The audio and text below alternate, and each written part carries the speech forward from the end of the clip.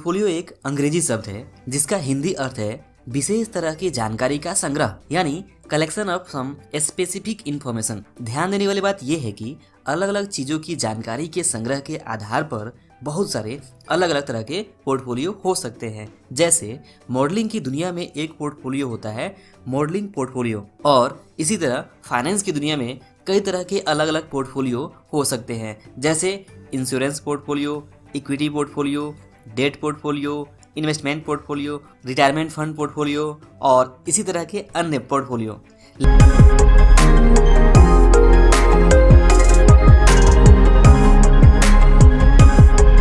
Investment यानी निवेश के संबंध में पोर्टफोलियो का मतलब होता है अलग अलग निवेश के विकल्पों में किए गए निवेश की जानकारी का संग्रह।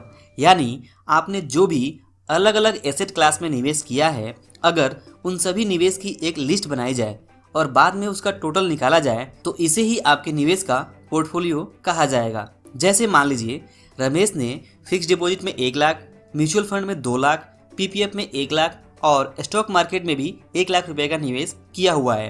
तो इस तरह अगर रमेश द्वारा किए गए निवेश की एक लिस्ट बनाकर उसका टोटल निकाला जाए तो ये लिस्ट कुछ इस तरह बनता है। रमेश द्वारा किया गया निवेश, पहला बैंक के फिक्स डिपॉजिट में 1 लाख, दूसरा म्यूचुअल फंड में 2 लाख, तीसरा पीपीएफ में 1 लाख और चौथा स्टॉक मार्केट में 1 लाख, और इसका कुल टोटल होता है 5 लाख रुपए। तो इस तरह कहा जा सकता है कि रमेश का निवेश पोर्टफोलियो 5 लाख रुपए का है। और साथ ही हम ये भी देख सकते हैं कि रमेश के निवेश पोर्टफोलियो का 20% हिस्सा फिक्स डिपॉजिट में, जबकि 40% हिस्सा म्यूचुअल फंड में और बाकी के 20% पीपीएफ और स्टॉक मार्केट में निवेश किए गए हैं।